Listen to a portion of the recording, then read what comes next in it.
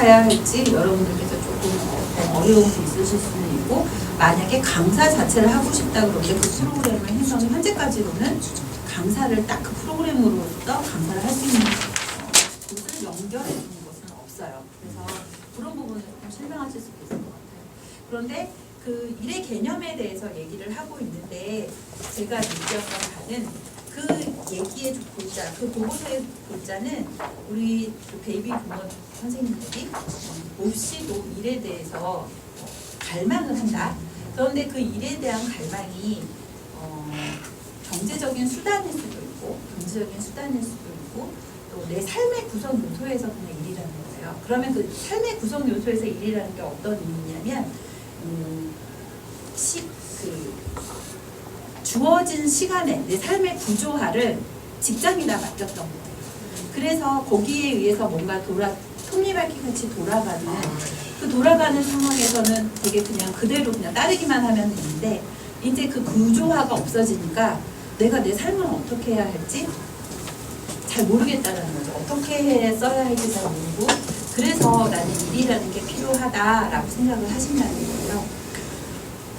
그런 차원에서 보면, 그래서 이제 그분이 그 박사님이 말씀하시는 건, 그래서 그만큼 일이 되게 중요한데, 그런 차원에서 보면 그 일이 꼭 삶의 구조화를 위한 일이라면, 생계적인 수단은 첫 번째는 일단 돈을 필요로 하는 거니까 그렇지만, 만약에 그러한 삶의 구조화를 시키는 것이 내 일이라면 꼭 굳이 돈으로 버는 것으로서 해야 하느냐, 개념의 확장이 좀 더 필요하다, 일에 대한 개념의 확장이 좀 더 필요하다. 예를 들어서 사회봉사활동을 통해서건 이렇게를 해서도 내 삶을 구조화할 수가 있는데 일로 해야 하느냐, 그런 얘기들이 나왔어요.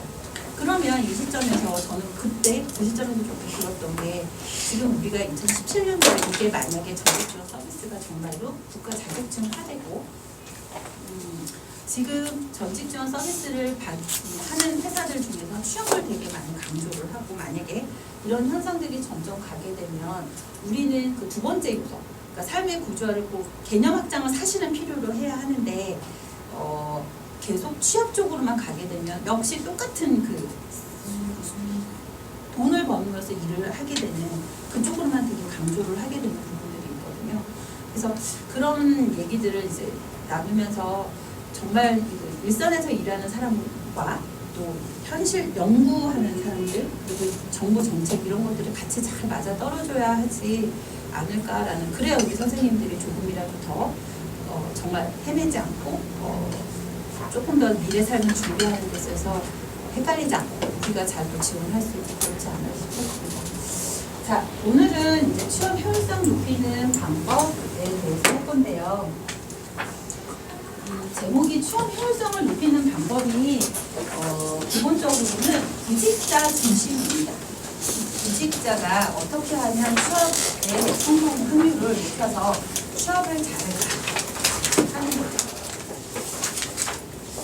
그런데 저는 이제 조금 관점을 달리 봐야 할 것 같아요. 생각하는데요. 일단 이제 본격적으로 들어가기 전에 여러분들 이거 아세요? 네. 금요일에 몹시 떠들썩했던 원피스 색깔 논쟁인데요. 이거 무슨 색깔로 보이세요? 사랑의 블루.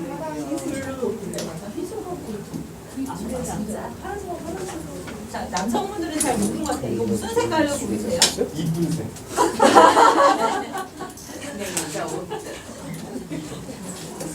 선생님 무슨 색깔로 보세요?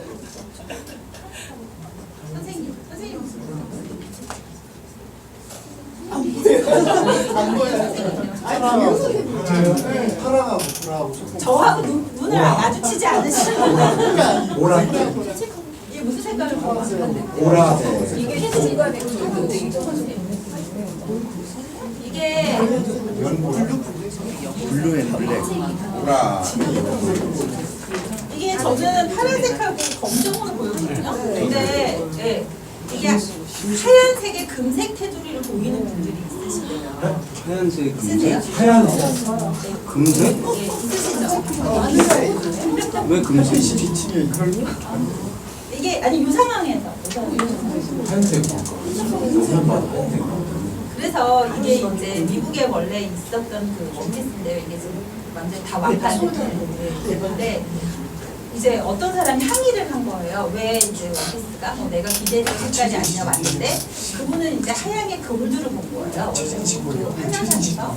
근데 받아보니까 색깔이 전혀 다르다라고 항의를 했는데 원래 이 구두에 깜짝이죠.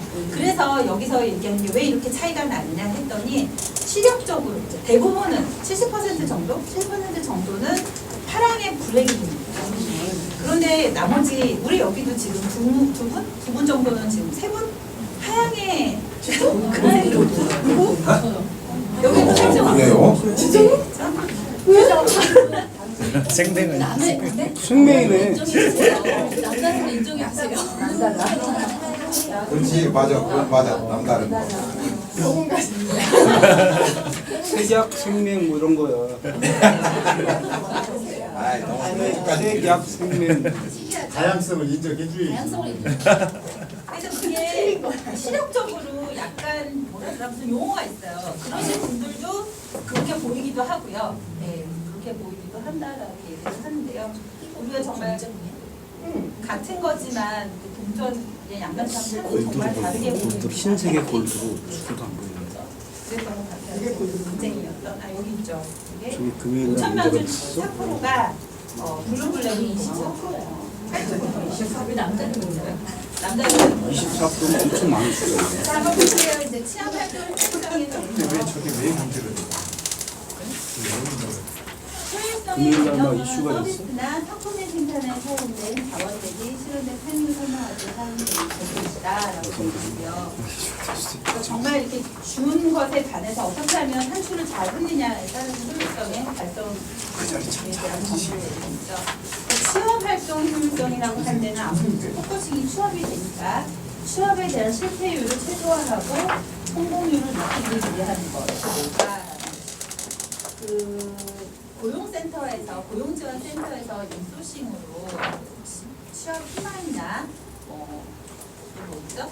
캠플러스 이런 여러 가지 집단 상담 과정이 있어요. 거기에서 보면 업체에다 인소싱을 준 거니까 업체에다가 평가를 하는 요인 중에 하나가 이제 그 사람들의 참가자들의 만족도 이런 것들, 그다음에 교육의 참가율 이런 것들도 있지만 또 취업 부분에 있어서 얼마나 취업 효율성을 잘 냈느냐 이런 구성 요소가 있더라고요. 그래서 제가 취업 활동 효율성 뭐 정도 이렇게 있어요. 근데 그것에 대한 구체적인 게 그 고용센터에서 원하는 게 뭔지 몰라서 되게 궁금해는 했었는데 그걸 자세히는 알 수는 없었습니다. 어떤 걸 보고 그들이 취업 활동 효율성에 대한 것을 내리는지는 제가 정확히는 모르겠는데 어쨌든 있다라는 거, 취업활동 효율성이 있다는 거. 그래서 우리가 취업활동 보통 효율성을 얘기하면 구직자 얘기를 합니다. 아까 봤듯이 얼마만큼 내가 그 에너지와 시간을 쏟고 그 다음에 취업률을 낼 것이냐 이렇게도 보지만 그 컨설턴트 측면도 있는 것 같아요. 저는 컨설턴트 측면에서 어떻게 하면 이 사람 우리는 이제 정식 지원 전문가 과정이니까 정식 지원 서비스를 해줘야 하는 입장이니까 이 컨설턴트 측면에서 내가 어떻게 하는 것이 우리 고객의 취업을 돕고 효율성을 높일까라는 것들을 고민하시는 것이 필요하다는 생각입니다. 그래서 컨설턴트 측면도 고려해 보셔야 할 것 같고요. 조금 더 크게 보자면 나라에서 아까 고용센터 얘기도 했지만 나라에서 그 고용 서비스 차원에서 어떻게 취업 효율성을 높일까 이런 부분들도 같이 우리가 연계해서 보는 것이 필요하다라고 생각합니다. 그래서 이번에 그 고용 서비스 그 전경련에서 고용 서비스에 관련한 그 무료 교육이 있는 거 아세요, 여러분? 굳이 막 이렇게 만약에 시간이 되시면 가보시는 거는 괜찮을 것 같고요. 너무 해외 사례를 많이 해놔서 지금 한국 사례에 대한 이해가 없으면 굳이 외국 사례까지는 지금 보기는 좀 같은데 어쨌든 비싸요. 그래서 그것을 제가 이따가 그럼 올려다 드릴게요. 고용 서비스에 관련한 전문가를 한번 참고하실 수 있습니다. 참여 신청만 하시면 무료로 이용하실 수가 있어요. 자, 그래서 컨설턴트 측면이 있고 이제 구직자 측면으로 해서 제가 넣어준 것은 구직 동아리, 그다음에 취업활동 효율성을 자체를 측정 한번 해보는 거, 이건 구직자 입장인 거죠. 구직자가 스스로 측정 공고고요. 그다음에 그것에 관련한 피드백 이렇게 있습니다. 제가 기본적으로 말씀드리는 것은 이 강의가 제가 제목을 정하고 거기에 내용을 조금 이렇게 하면 조금 더 좋은데 효율성 측정 피드백 같은 경우는 이제 제가 기본적으로 정한 제목은 아니에요. 그런데 그것이 소제목으로 들어가 있더라고요. 강의 소제목으로. 그래서 일단 읽기는 했는데 좀 간단하게 좀 패스를 하고 싶습니다. 그거 말씀드리도록 할게요.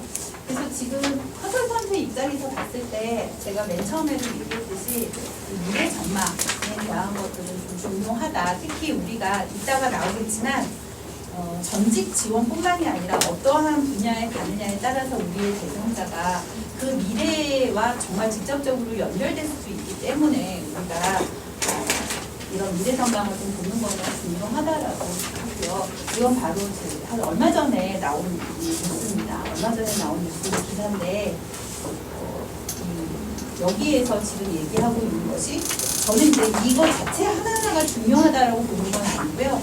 제가 저번에도 말씀드렸듯이 트렌드를 읽어가는 게 되게 중요한데 트렌드를 읽어가는 차원에서 보면 결국에는 또 뭐다? 이렇게 그 개인의 어떤 주관적인 평가 의식을 높이는 개인의 감정과 연결되는 직업들이 심리 정서를 다루는 직업들이 주로 루만 특정으로 떠오르고 있다라는 것들을 보시면 될 것 같습니다. 그리고 뭐 밑에 이제 사업가 쪽으로 상직 쪽으로는 이런 부분이 있고 분야라고 보고 있다는 거죠. 그리고 이제 여러분들도 아실 거예요. 그게 작년에 이제 이 과정이 되어서 지금 이러한 배경에 의해서 여러분들이 전직 지원 전문가를 하고 있는 거죠. 나라에서 이렇게 신직업 훈련 과정이라고 해서 딱 요 6가지를 이제 요 직업에 넣었어요. 신직업 훈련 과정으로 넣고 지금 보시면 연구장비 전문가 외에는 다 어떤 상담과 관련한 얘기들을 하고 있다라는 거죠. 그래서 이쪽으로 이제 뭔가 정말 나는 뭘 할지 모르겠어 라고 할 때 이런 쪽으로 보시는 것도 될 것 같아요. 그래서 제 고객님 중에 금융권 출신인 선생님이 있는데 저는 안녕하세요.